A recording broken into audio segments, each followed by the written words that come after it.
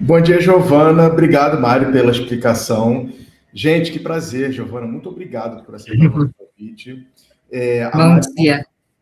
Bom dia. A Mari deu uma passada geral aqui das tendências que a gente tem visto, de coisas interessantes. E a última foi justamente esse gancho para a chegada da Giovana, que é justamente para falar como é que a gente faz essa governança de dados, quais indicadores o escritório deve monitorar. Então, queria apresentar a Giovana. Giovana é head, gestora de comunicação e marketing do Montauri Pimenta Machado e Vieira de Mello Advogados. É uma pessoa que tem, além da governança de dados, toda a estratégia e, enfim, toda a pensata de marketing dentro do escritório. Então, vocês vão ouvir diretamente da boca da Giovana como é que ela tem visto, como é que ela tem feito isso. Principalmente, trazer muitas dicas de como vocês podem aproveitar melhor os dados em 2026. Como é que ela está fazendo no Montauri e como é que você pode fazer este ano. Giovana, seja muito bem-vinda. Obrigado aí pela presença. Rafa, obrigada. Bom dia a todos. Bom dia para Mariellen, para você, Rafael.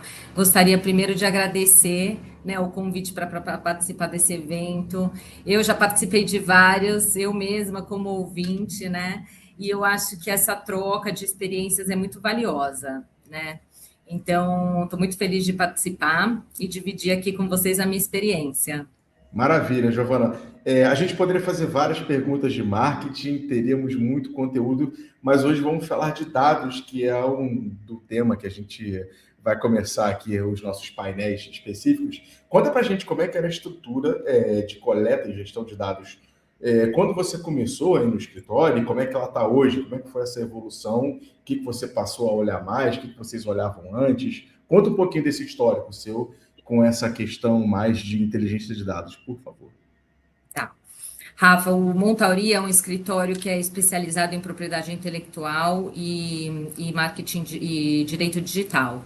Então, eu acho que o escritório ele sempre monitorou os dados dos canais digitais, mesmo que de uma maneira muito menos detalhada, né? E eu acho que com a evolução do marketing jurídico, os novos provimentos da OAB, né, a presença dos escritórios de advocacia nas redes sociais e nos canais digitais, né, foi uma coisa que aumentou bastante nos últimos anos, e também com a disponibilidade dessas novas ferramentas de medição, né, de dados, a gente se deparou com uma situação que eu acho que ela é muito comum nos escritórios de advocacia, né, principalmente os de pequeno e médio porte, que é aquele volume de dados, né, e a falta de clareza de como olhar para esses dados, né, o que fazer com esses dados. Então, ou seja, você tem muitos números gerando poucas decisões, né, e pouca interação entre esses dados analisados. E aí, a partir daí desse cenário, a gente começou a gente decidiu, né, ter um relatório, uma gerência de dados um pouco mais estruturada, um pouco mais detalhada, né? E hoje, até vocês são nossos parceiros, né? Eu acho que a gente trabalhou muito junto ao longo desses anos, e hoje a gente pode dizer que a gente tem um relatório estruturado, né? Bem detalhado, e que dá um panorama bacana dos nossos canais digitais, né? E possibilita uma análise mais assertiva, né? Eu acho que é isso. Maravilha, Giovana, vamos trazer aqui já dicas práticas. Eu sei que a Marielle já selecionou o material, você mandou muita coisa legal para quando a gente estava conversando sobre esse evento. Queria que você falasse um pouquinho dos dados que você monitora hoje no escritório. Obviamente não precisa passar por todos, mas vai trazendo umas dicas aí do que você monitora e como é que você trata cada um, como é que você interpreta cada dado. Vou tentar fazer de uma maneira resumida aqui, prática. Eu acho que antes de entrar nos indicadores, eu acho importante a gente definir as regras do jogo, né? Então, por exemplo, quais são as diretrizes de governança de dados que você vai seguir, né? Então, no nosso caso, eu posso destacar aqui, trouxe aqui para vocês alguns pontos, né, mais importantes que serviram como guia para a gente nessa jornada, né? Então, por exemplo, acho que é muito importante, em primeiro lugar, a gente ter clareza de objetivo de cada canal, né? E que que esse objetivo de cada canal ele esteja sempre alinhado aos objetivos estratégicos do escritório. Então, assim, cada canal ele precisa ter um papel definido para que você consiga analisar e selecionar os indicadores, né, mais eficazes que vão te trazer um panorama de desempenho melhor. Então, por exemplo, o LinkedIn, se ele é usado para reforçar a autoridade, o Instagram, se ele é já para reforçar a marca, a cultura, awareness, né? O site avalia a intenção, né? O interesse real, as newsletters, né? O e-mail marketing usado mais para manter relacionamento. Então, é importante você ter esse papel definido, né? Tendo esses papéis bem definidos, né? Você precisa que esses indicadores eles sejam acionáveis, né? Ou seja, os números eles precisam gerar decisões, né?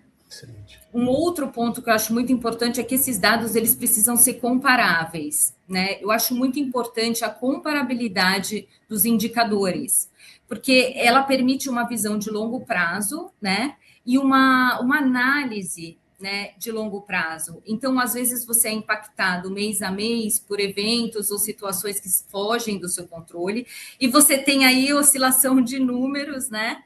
E aí você pode ficar um pouco perdido, o que eu faço? Eu vou ajustar minha estratégia ou não? Então, é importante que você tenha esse acompanhamento mensal, semestral e anual, tá?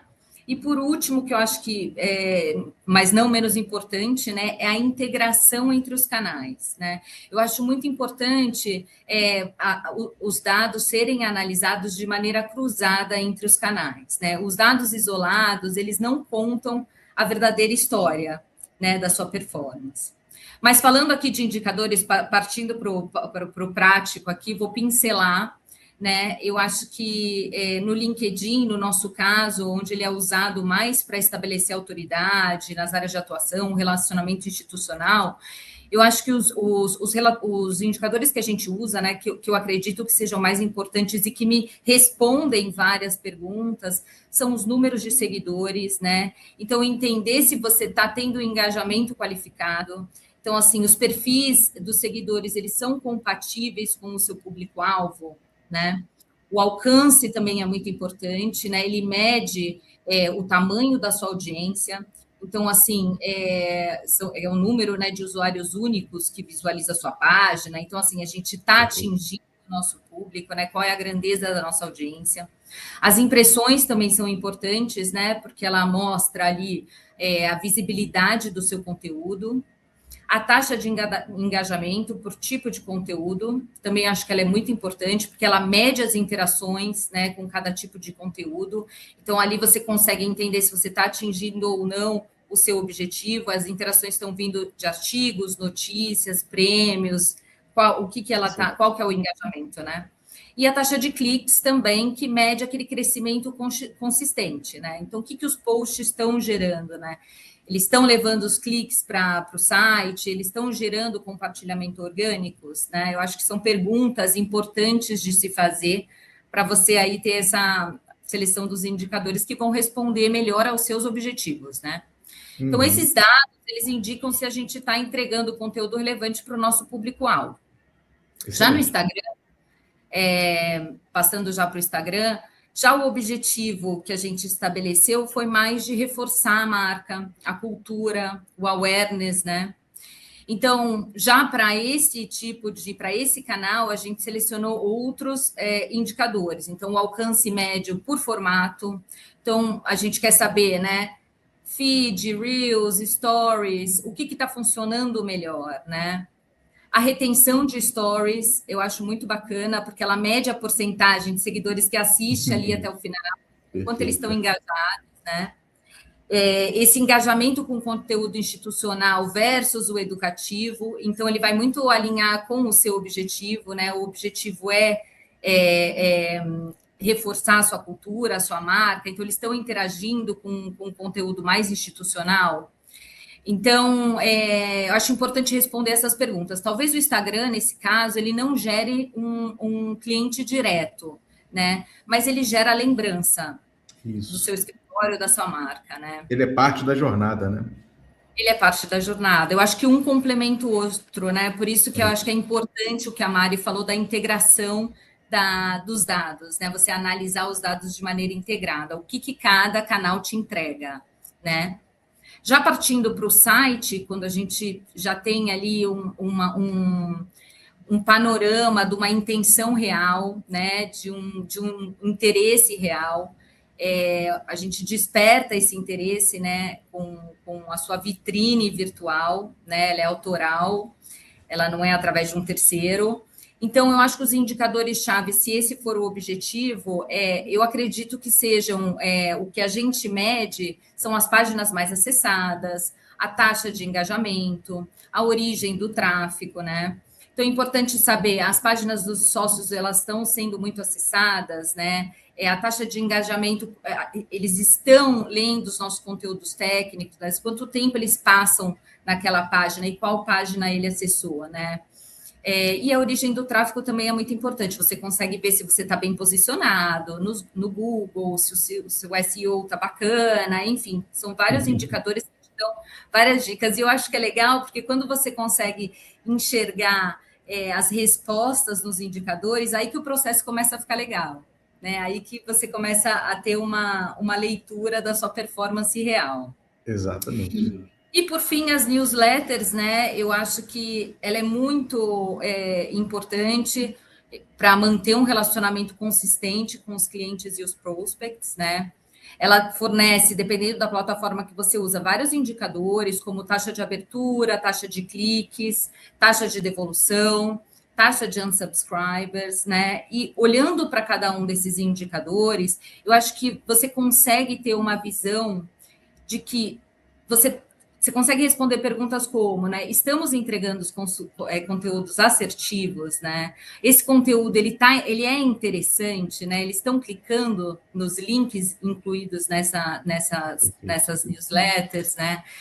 Qual é a qualidade da sua base de dados, né? Você está tendo muita taxa de devolução, então é sinal que a sua base ela precisa ser trabalhada, né?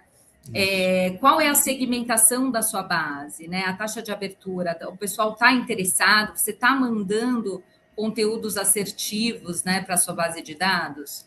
E, por fim, o engajamento de longo prazo, né? Porque eu acho que a newsletter, eu gosto muito de falar isso, a newsletter ela não é só um disparo, ela é uma conversa recorrente, né?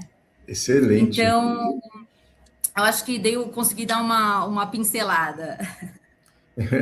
E engraçado, Giovana, que o pessoal gosta de matar o e-mail marketing. Olha aí, Giovana trazendo dados da newsletter de e-mail, ou seja, e olha quantos canais, né?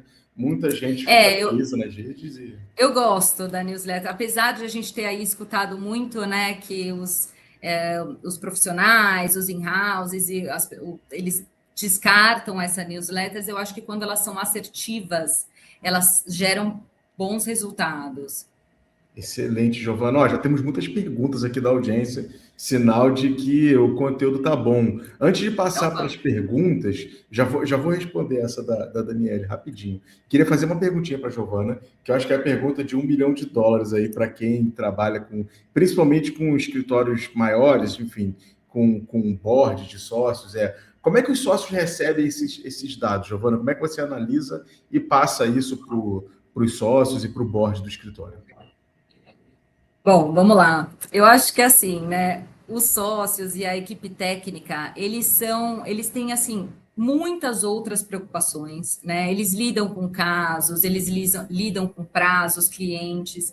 Então, no final do dia, né, os sócios tomadores de decisões, né, o que eles querem saber é se os investimentos estão dando resultado, né? Então, a gente está indo bem? Então, nossos investimentos estão gerando algum tipo de resultado? Então, acho que o relatório, né, o relatório estruturado, ele dá esse tipo de flexibilidade, né, para os sócios. Então, você tem uma análise de dados de longo prazo, em que você analisa, eu tenho o report mensal com eles, né, que ele serve mais para você medir campanhas pontuais, né, mais do que o desempenho de um canal mês a mês. Ele é muito complicado, porque é aquilo que eu falei, você tem oscilações que fogem do seu controle, você tem mês de férias, mês de algum tipo de assunto que é explorado na mídia, que faz parte da sua área de atuação, que faz oscilar esses dados, né? Então, eu acho que para os sócios, você ter um relatório estruturado que conta uma história de longo prazo, ele dá essa flexibilidade de você se debruçar nessas informações, talvez semestralmente, anualmente, né, onde você tem aí uma história de performance mais consolidada e você não precisa ficar ajustando a sua estratégia mês a mês. Né? Você tem aí um período que chegou 6 meses, analisou como é que está o desempenho, vamos apertar algum parafuso, vamos ajustar algum tipo de conteúdo, enfim. Eu acho que é importante essa flexibilidade para eles. Né? O relatório ele é um insumo, né, que fornece um direcionamento, né, para o escritório, e no final das contas ele te mostra se você está atingindo o seu objetivo de cada canal ou não. Excelente. Giovana, vamos trazer então algumas perguntas da audiência para a gente começar a responder aqui, já encaminhando mais para o final da nossa conversa. Poderia ficar o dia inteiro aqui, eu adoro esse papo. Eu ficaria tranquilamente até a hora do almoço.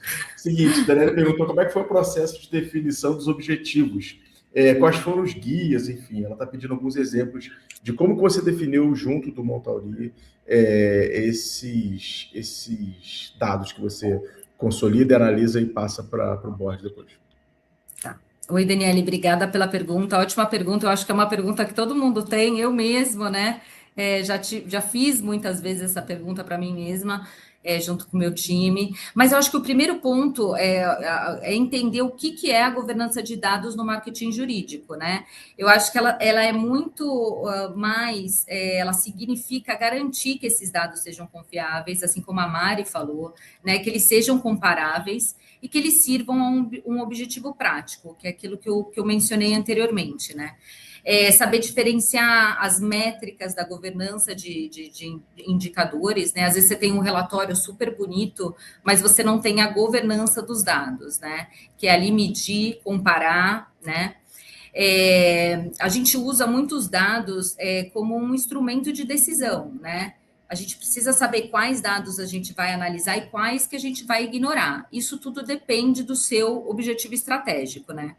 No marketing jurídico, a gente tem um cenário um pouco diferente do e-commerce, né? Porque o marketing jurídico ele é sobre construir confiança, né? Os ciclos são mais longos de decisão, as relações elas são baseadas em confiança, em reputação, o conteúdo é mais técnico e promocional do que promocional, né? Então, os indicadores eles precisam responder algumas perguntas, né? Então, por exemplo, a gente está construindo autoridade, a gente está atingindo o público certo, né? O nosso público-alvo, a gente está alimentando oportunidade real de negócio, né? Então, para ter um modelo, eu acho que de governança que funcione, que aí respondendo aqui, eu acho que a pergunta da Daniele, é ter um objetivo estratégico claro, né? Eu acho que essa é a principal questão. Então, alinhar cada canal a esse objetivo, né? Avaliar quais indicadores respondem as perguntas para cada canal dentro dessa estratégia, né? E entender os dados de maneira integrada, que aqui eu acho que está o verdadeiro valor, né? Eu acho que a análise de dados de maneira integrada é onde você consegue o panorama real de desempenho, né? Os dados isolados, eles não devem ser analisados isoladamente, né? Porque você tem, como a Mari falou, uma oscilação entre uma plataforma e outra, um objetivo em cada plataforma. Então, por exemplo, né, respondendo mais a pergunta dela, né? Então, por exemplo, quais são os conteúdos que estão performando bem no LinkedIn? Né? Quais são os artigos mais lidos, né? Quais são as newsletters que tiveram um número alto de cliques, né? Então, quais são os temas que estão percorrendo o funil digital do escritório, né? Esses conteúdos, eles podem orientar outras ações de marketing, né? Eu acho que é importante responder essas perguntas, e aí, respondendo essas perguntas, você vai conseguindo traçar os seus objetivos. Excelente. Giovana, mais uma perguntinha, essa um pouco diferente, mas eu acho que o o conceito vai ser o mesmo. O Raul Simões mandou aqui, Raul Simões, né? Desculpa se eu estou lendo errado o nome. Muito boa apresentação, mas entendo que é muito direcionada a escritórios com equipe maior. Sim, sim, a gente tem falado mais de B2B mesmo, de escritórios que fazem negócios com empresas. E para o autônomo, sem equipe com menor valor para investimento? Eu vou começar, vou deixar a Giovana responder, eu tenho uma ideia também aqui do que falar, mas pode falar, Giovana, o que você acha para quem está começando agora, autônomo, o que ele deveria olhar nesse começo?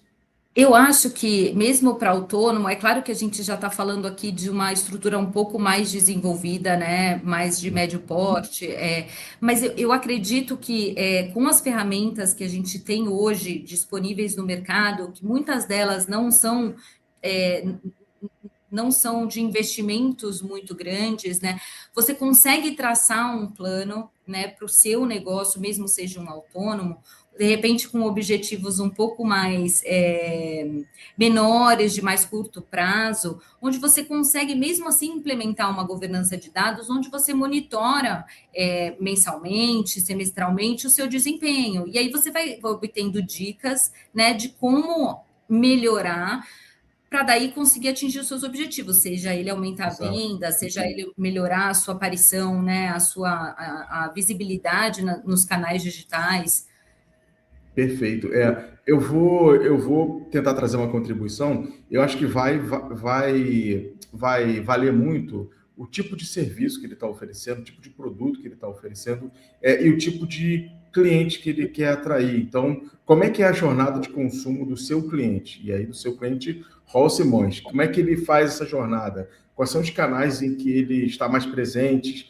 Que ele, enfim, de que forma ele consome, de que forma ele chega até você para solicitar um serviço. Então, acho que vale mapear essa jornada do seu cliente, independente do nicho e do tamanho do seu negócio, para que você entenda por quais caminhos, quais são os pontos de contato que ele passa, ou seja, por quais canais essa pessoa passa, ele está no Instagram, ele não está, ele acessa mídia no Google, ele acessa anúncios nas redes sociais. Quais são os pontos de contato com ele? Por onde ele trilharia o caminho? Pensa que se você estivesse num shopping e você que quisesse atrair uma pessoa para sua loja, por onde ele passa pelo shopping, sabe? Quais são os caminhos? Essa pessoa aqui, ele passa pelo shopping, mas ele gosta de parar um pouquinho ali na sorveteria. Ele gosta, sei lá, de visitar uma loja de roupa. Então, você já vai entendendo o caminho que ele faz para que você coloque pontos que chamem a atenção dele nesse trajeto até que ele chegue em você. Então, acho que de maneira geral, assim, né, Giovana? Acho que a gente pode pensar para qualquer negócio, né? E como em escritórios maiores, aí a jornada Exatamente. é diferente, né? Escritórios que É fazem. entender o seu público-alvo, aonde ele está e como você faz para atingir. E aí isso vai definir os seus objetivos para cada canal, né? Que tipo de visita ou que tipo de conteúdo que ele consome em cada canal, por exemplo, né? Que hoje em Isso. dia todo mundo usa muito os canais digitais, né? Para intenção de compra. Exatamente. Giovana, infelizmente o nosso tempo está acabando. Queria te agradecer muitíssimo, como eu falei, a gente poderia passar aqui a manhã toda falando sobre marketing, não só sobre dados, mas sobre estratégias, canais. Eu tenho certeza que seria muito enriquecedor, mas infelizmente o nosso tempo está acabando. Obrigada, É, Rafa, foi muito legal. Que e bom poder aí, contribuir. Espero que a gente tenha contribuído um pouco, né, para essas tendências do marketing jurídico de 2026.